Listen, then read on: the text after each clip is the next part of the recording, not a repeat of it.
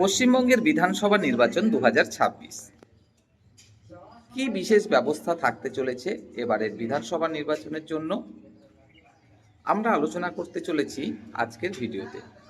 তাই আপনিও যদি পশ্চিমবঙ্গের একজন ভোটার হয়ে থাকেন, আশা করি ভিডিওটি আপনার জন্য অনেকটাই ইনফরমেটিভ হতে চলেছে।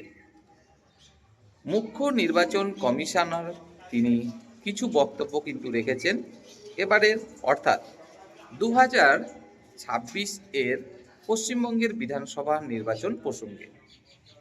তিনি বিশেষ কিছু ব্যবস্থার কথা কিন্তু জানিয়েছেন এবং সেই বিশেষ ব্যবস্থাগুলোর মধ্যে প্রথমেই জানাতে চাইব, এবারে পশ্চিমবঙ্গে বিধানসভা নির্বাচনের জন্য মোট 80,000-এর উপরে কিন্তু ভোট কেন্দ্রের ব্যবস্থা করা হতে চলেছে। এই মোট 80,000 ভোট কেন্দ্রের মধ্যে আবার 10,000-এর উপরে ভোট কেন্দ্র থাকতে চলেছে মহিলা পরিচালিত। 634টি ভোট কেন্দ্র হতে চলেছে মডেল ভোট কেন্দ্র। প্রত্যেকটি ভোট কেন্দ্রে 100% ওয়েবকাস্টিংয়ের ব্যবস্থা এবারে রাখা হতে চলেছে।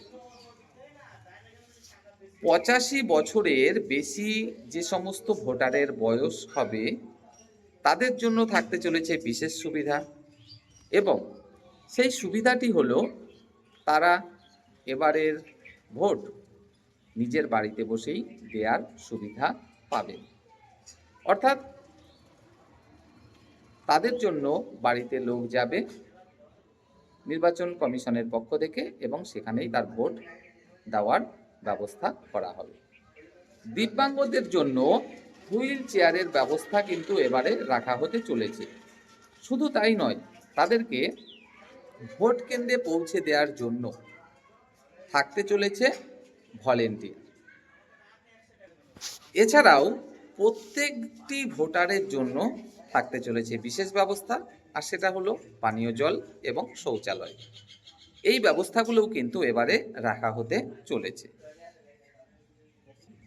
এছাড়াও সবথেকে গুরুত্বপূর্ণ একটা বিষয়, সেটা হলো প্রত্যেকটি প্রার্থীর রঙিন ছবি কিন্তু থাকতে চলেছে এবারের ভোটে, অর্থাৎ 2026 বিধানসভা ভোটে, যেটা কিনা এর আগে কখনোই কিন্তু ছিল না।